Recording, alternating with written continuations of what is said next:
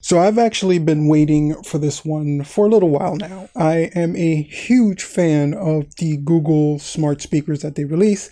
I think I have just about every one that Google's ever released. I have the Google Home Max, I have a bunch of Google Nest Minis, and I have the original Google Home speaker. And now with the release of the Google Nest Audio, which is the true successor to the original Google Home that came out way back when, I think Google has found its sweet spot right in the middle of the smart speaker market. Coming in at $99, this speaker is actually pretty good. And in this video, we're going to talk all about it and try to answer as many questions about it as we can so you can make a good buying decision. So without further ado, let's review the Google Nest Audio. So when it comes to the overall design of the new Nest speaker by Google, it's very Nest-like. It's all fabric all around. It's very much like all the new Nest speakers that they have been coming out with. If you look at the Google Home Max or if you look at the smaller Google Home Minis, you're going to be very familiar with this. And I have no issues with the overall design of the speaker itself. It actually looks really beautiful. You have your standard active lights across the front. You have your tap sensors across the top for lowering and raising the volume. You have your mic switch around to the back. The setup for this thing was really easy. Quick side note, if you're enjoying the video at all, if you find it informative, please go ahead and hit that subscribe button. It definitely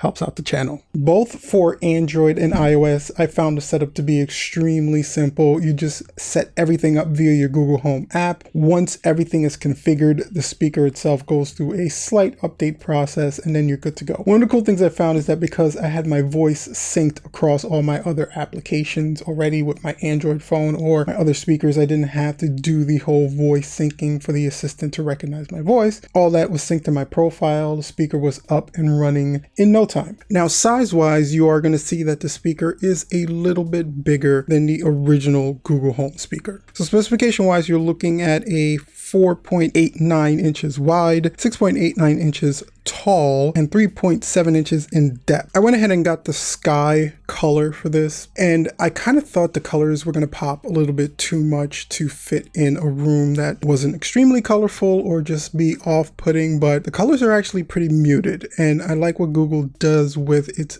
specific Nest speakers. They kind of fit into any ambiance or any kind of decoration pattern that you have. The colors aren't going to overwhelm anything in your room. They're very muted and they don't stand out too much and they fit in just enough. Now, like I said, side by side, the new one is definitely larger than the old Google Home speaker. So if you're replacing one of the older speakers, you're going to probably have to accommodate a little bit for the size jump in this one. And one of the things I really noticed right out of the gate is that it's a lot heavier than the initial first Google Home speaker, which I guess is a good thing because the heavier something is, the more premium it feels. And this definitely feels like a premium speaker. Now, connectivity wise, it's going to be compatible with both Wi-Fi bands, a 2.4 or a 5 gigahertz band, and it has Bluetooth 5.0. So now let's talk about the most important thing about a smart speaker, and that of course is the assistant. No, actually, I'm kidding. It's the sound quality of the speaker itself. How does this thing actually sound compared to the old Google Home or just compared to speakers in general? So first of all, the Nest Audio has a 75mm woofer and a 19mm tweeter and 3 far field microphones. All that to say that the sound sounds great. Actually, the sound quality on this speaker is fantastic. The vocals are crisp. The bass is extremely powerful for such a small speaker.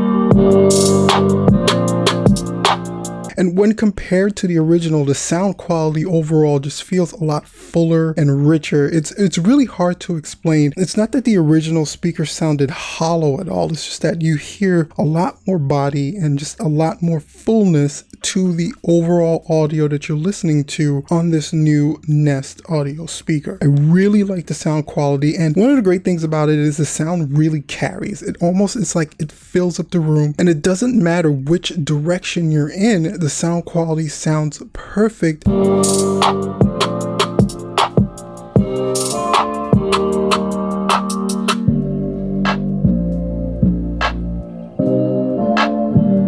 Even when you're standing side by side or front to back, it seems like it's a surround sound kind of quality, and it's an amazing sound coming from, again, such a small speaker at such a low price point. Now, Google says that the Nest Audio is actually 75% louder than the original Google Home and has 50% more stronger bass, and I can definitely attune to that. Put them side by side, the Nest Audio does seem to get a lot louder when you get into the louder points per se. So like when you're in the 20s and 30s and 40s, they sound pretty much the same. If not, the original sounds a little bit louder. But when you start getting past like the 50% mark into the 60s and 70s, then you start really hearing how the new Nest Audio, just the sound quality is a lot richer and a lot louder.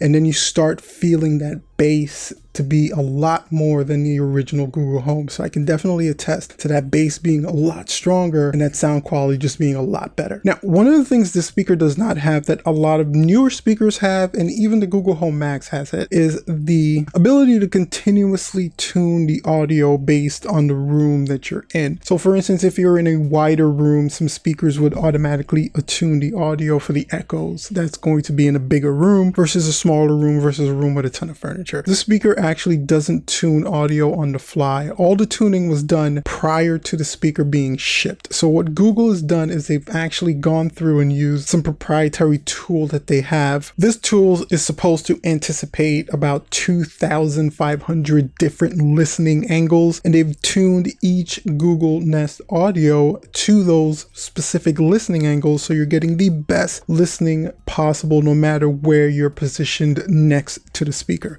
And like I said, I can kind of attune to that. I really didn't see any kind of drop off too much when I'm at the side or at the back of the speaker itself, not directly facing the actual subwoofer or directly facing the microphones. It still sounded like a really rich, full sound. So that really helps you be able to place this speaker in just about any kind of room size and also be positioned in any kind of direction next to the speaker without having to worry too much that your sound quality is going to suffer. And another cool thing I found is that the Nest Audio actually adjusts itself based on the kind of content that you're listening to. So you get some really rich, cool vocals and instruments when you're listening to music, but the vocals really get ratcheted up when you're listening to like audiobooks or you're listening to podcasts. It really just tunes into the fact that there's no music, so it really hones in on making sure that the audio for vocals are really elevated in those certain circumstances. And I think it does a really good job of just adjusting on the fly based on the content itself that it's playing, which is pretty cool. So if you throw in all that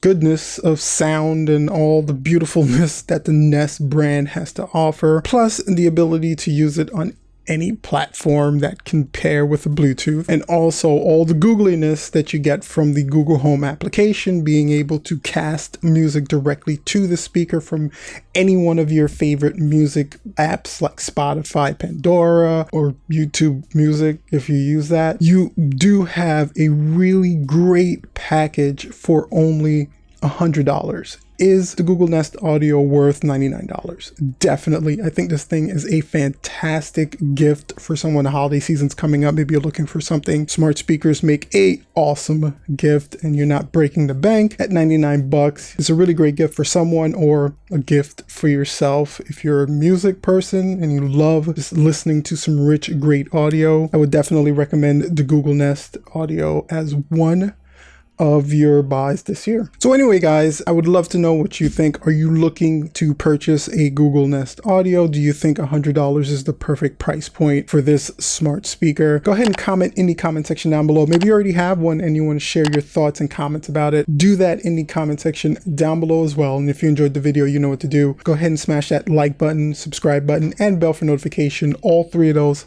definitely helps out the channel, and that bell is the only way you're going to know when we release some cool, helpful content like this one. Until next time, guys, you can check out some more of our videos. I'm going to make sure to throw them up here, and as always, guys, make sure to stay safe out there, and until I see you next time, peace out.